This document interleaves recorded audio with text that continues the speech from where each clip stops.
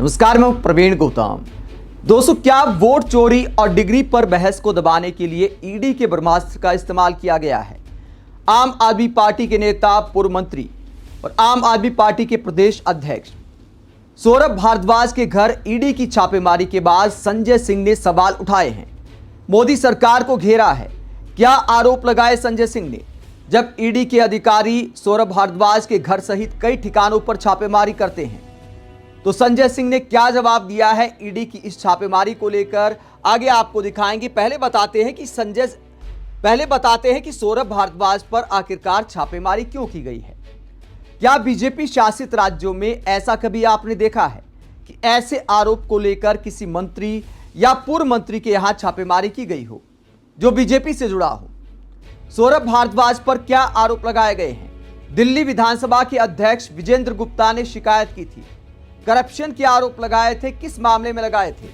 दिल्ली विधानसभा के अध्यक्ष विजेंद्र गुप्ता के मुताबिक साल 2018-19 में कुल 5,590 करोड़ की लागत से 24 अस्पतालों के निर्माण, 11 नए और 13 पुराने अस्पतालों का विस्तार की परियोजनाओं को मंजूरी दी गई थी। लेकिन ये परियोजनाएं तय समय पर पूरी नहीं हो पाई और उनकी लागत भी कई गुना बढ़ गई।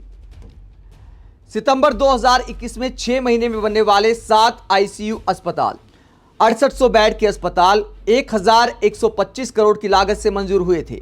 लेकिन उसमें जून 2025 तक केवल 50% काम ही पूरा हुआ और खर्च 800 करोड़ तक पहुंच गया। इसके अलावा एलएनजीपी अस्पताल की नई इमारत की लागत भी 465 करोड़ से बढ़कर 1,125 करोड़ हो गई है। तो ये तमाम आरोप आम आदमी पार्टी के जो मंत्री हैं उन पर लगाए विजेंद्र गुप्ता ने कि उनकी वजह से करप्शन हुआ, काम में देरी हुई। 94 पोली क्लिनिक की योजना 168 करोड़ में बनी थी, लेकिन 220 करोड़ रुपए खर्च करने के बाद भी सिर्फ 52 पोली क्लिनिक ही बन पाए। वित्तीय पारदर्शिता से बचने के लिए हेल्थ इंफॉर्मेशन मैनेजमेंट सिस्टम को भी जानबूझकर रोका गया और कम लागत वाले एनआईसी के ई हॉस्पिटल जैसे विकल्पों को नजरअंदाज किया गया। तमाम शिकायतें विजेंद्र गुप्ता ने की थी। उसके बाद ईडी केस दर्ज करती है और अब सौरभ भारद्वाज के घर छापेमारी हो रही है। दोस्तों, काम में देरी की जहां तक बात है, लागत बढ़ने की जहां तक बात है, बहुत सारे राज्यों में ऐसा होता है। बीजेपी शासित राज्यों में भी चाहे पुल का निर्माण हो, चाहे अस्पताल का निर्माण हो, बहुत सारे प्रोजेक्ट देरी से पूरे होते हैं, लागत भी बढ़ जाती है। लेकिन क्या आपने कभी सुना है कि इन मामलों में कभी ईडी छापेमारी कर रही हो बीजेपी नेताओं पर, बीजेपी के मंत्रियों पर? कभी आपने नहीं देखा होगा।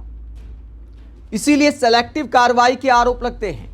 जहां तक सौरभ भारद्वाज पर आरोप की बात है, सौरभ भारद्वाज के घर ईडी की छापेमारी होती है तो आम आदमी पार्टी के सांसद संजय सिंह क्या कहते हैं?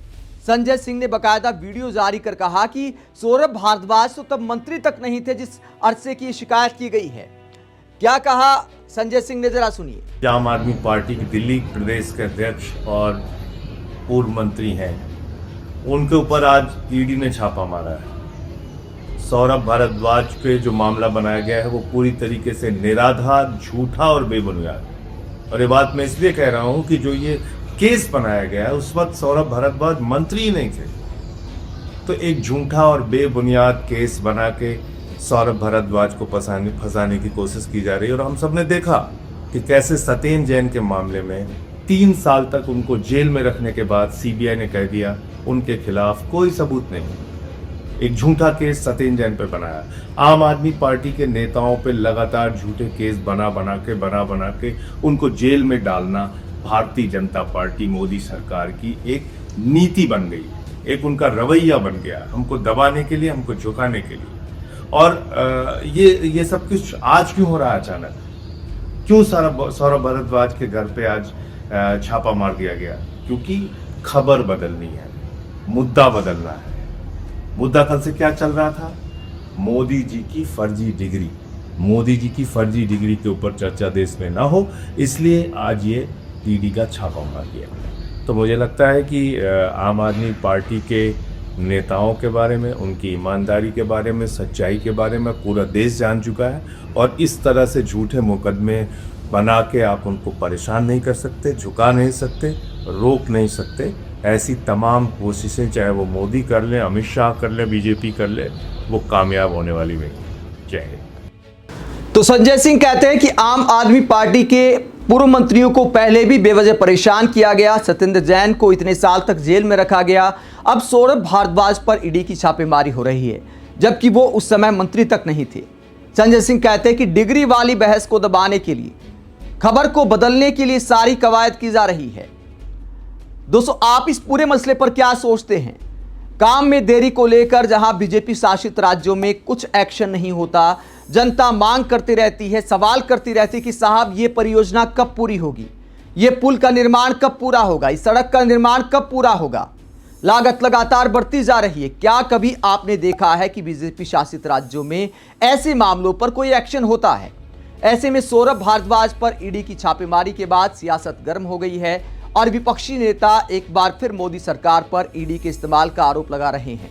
आप क्या सोचते हैं? कमेंट बॉक्स में अपनी राय जरूर दें। साथ ही चैनल को सब्सक्राइब भी करें। नमस्कार।